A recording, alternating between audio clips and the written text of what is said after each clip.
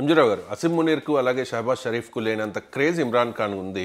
ఇమ్రాన్ ఖాన్ హత్య చేయబడ్డారన్న వార్త రావడం, ఆ తర్వాత కొన ఊపిరితో ఉన్నారన్న ఒక ప్రచారం జరగడం, వీటన్నిటి మధ్య పాకిస్తాన్ ప్రజెంట్ అట్టుడుకుపోతోంది. ఇమ్రాన్ ఖాన్ మద్దతుదారులందరూ కూడా చాలామంది రోడ్లపైకి వచ్చి నిరసన వ్యక్తం చేస్తూ ఉన్న పరిస్థితి. సో ప్రజెంట్ అక్కడ పరిస్థితి ఎలా ఉంది? ఎస్ అండి, ఇప్పుడు పాకిస్తాన్లో ఇమ్రాన్ ఖాన్ పరిస్థితి ఎలా ఉంది అంటే, ఒక పక్కన అసిం మున్నీర్ వర్సెస్ ఇమ్రాన్ ఖాన్. ఎందుకంటే అసిం మున్నీరు ఈ 27వ పాకిస్తాన్ రాజ్యాంగానికి జరిగిన 27వ అధికరణ చట్టం ప్రకారం తిరుగులేని మిలిటరీ నేత, తిరుగులేని ఆర్మీ అధినేత అయిపోయారు. ఒక డిక్టేటర్ అక్కడ అయిపోయినట్టే లైఫ్ టైం. అంటే ఏదో చైనాలో జీ జిన్పింగ్ లైఫ్ టైం ఉన్నట్టు, రష్యాలో పుతిన్ గారికి లైఫ్ టైం ఉన్నట్టు, ఈరోజు పాకిస్తాన్లో ఈయన బ్రతుకున్నంత వరకే పాకిస్తాన్ అధినేత. ఇది మిలిటరీ కూప్ ద్వారా ఆల్మోస్ట్ రాజ్యాంగాన్ని భ్రష్టు పట్టించి వచ్చేసారు. కానీ ఆయనకు ఒకే ఒక అడ్డు ఎవరు అంటే, ఇప్పుడున్న ప్రధాని Pakistan peoples party, Pakistan Nawaz Sharif party అధినేత షహబాజ్ షరీఫ్ ఆయనకు అడ్డం చెప్పేవాళ్ళు లేరు.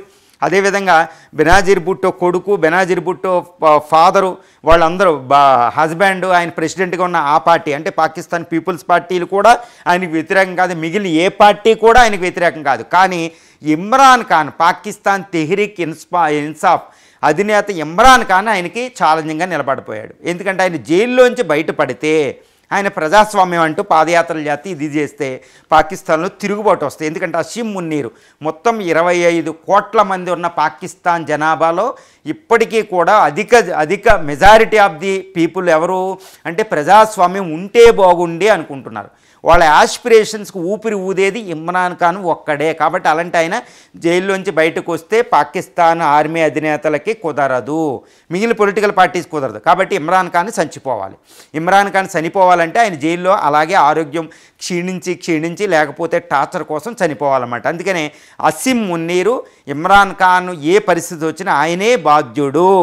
అది ఈరోజు ఇప్పటికే ఇమ్రాన్ ఖాన్ చాలాసార్లు నాకు జైల్లో ఏదైనా అవుతే దానికి బాధ్యత వహించేది ఇమ్రాన్ ఖానే అని ఎవరో అసిం మున్నీర్ అని ఇమ్రాన్ ఖానే ప్రకటించారు ఎన్నో లెటర్ల ద్వారా.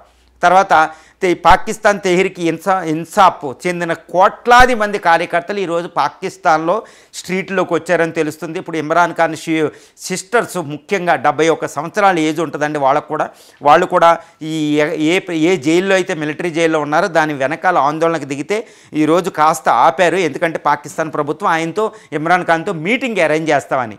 అందువల్ల ఆయన లోపలికి వెళ్తే ఇమ్రాన్ ఖాన్ ఏ పరిస్థితులు ఐసీయూలో ఉన్నాడా, ఎటువంటి టార్చర్, ఎటువంటి దెబ్బలతో ఉన్నాడా, అసలు బ్రతికున్నాడా లేడా అనేది ఈరోజు పాకిస్తాన్ ఇమ్రాన్ ఖాన్ సిస్టర్ చూడబోతున్నారు. అందుకనే కాస్త ప్రొటెస్ట్ ఆగింది. కానీ ఇప్పటికే కోట్లాది మంది పాకిస్తానీ ప్రజలు, ముఖ్యంగా తెహ్రీక్ పాకిస్తాన్ ఇన్సాఫ్ పార్టీ కార్యకర్తలు రోడ్ల మీదకు రావడం జరుగుతుంది.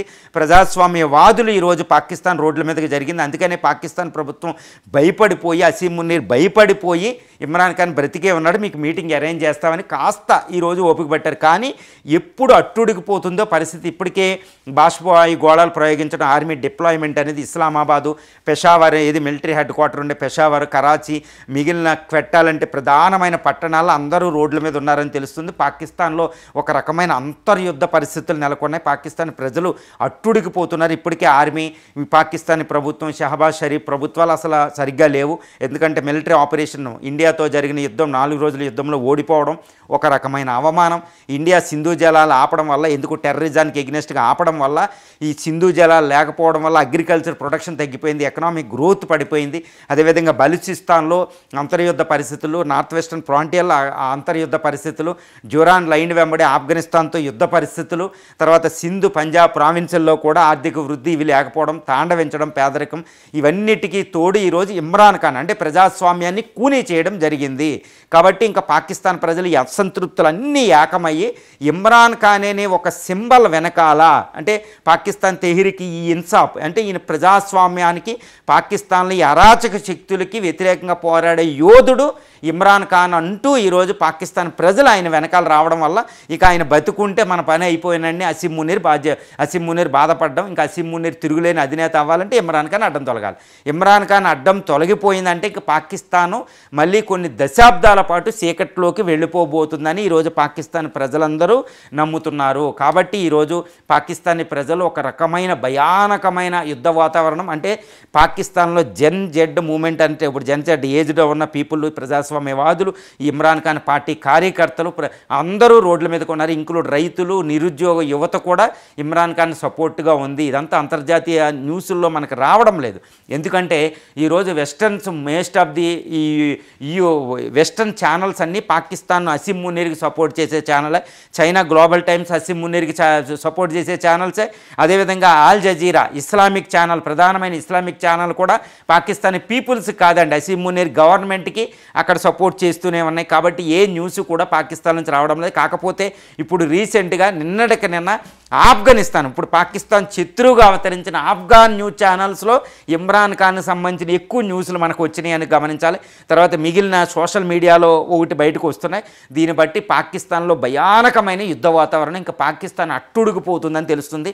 కానీ ఇమ్రాన్ ఖాన్ ఈరోజు బ్రతికున్న, ఈరోజు ఇమ్రాన్ ఖాన్ సిస్టర్స్ వెళ్ళి ఈ మిలిటరీ జైల్లో ఇమ్రాన్ ఖాన్ కలిసిన తర్వాత ఇమ్రాన్ ఖాన్ గాయాలతో ఉన్న, ఐసీయూలో ఉన్న, అంటే ఆయన బ్రతికున్నటువంటి శవం కింద ఏదైనా కనపడితే మాత్రం ఆ న్యూస్ బయటకు వచ్చిన తర్వాత పరిస్థితి అనేది ఇక చాలా భయంకరంగా వికటించే అవకాశం ఉంది. ఆర్మీ స్థావరాలనే ప్రజలు అటాక్ చేస్తున్నారు అనేది ఒకటి తెలుస్తుంది. ముఖ్యంగా బలూచిస్తాన్ తీవ్రవాదులు అనే ఆ దళాలు, క్వెట్టాలో, అదేవిధంగా పాకిస్తాన్ తాలిబాన్ పాకిస్తాన్ అనేది ఆళ్ళు, ఇదంతా ఎటువంటి దారుణం అంటే ఇది స్పైరల్ ఎఫెక్ట్ ఉంటుంది దక్షిణాసియా మీద కూడా అని తెలుస్తుంది. అంతటి భయంకరమైన పరిస్థితిని ఈరోజు పాకిస్తాన్లో మనం చూడొచ్చు. ఇమ్రాన్ ఖాన్ అనే సింబలే పాకిస్తాన్లో ప్రజాస్వామ్యానికి సింబల్ అయిపోయింది అన్నమాట.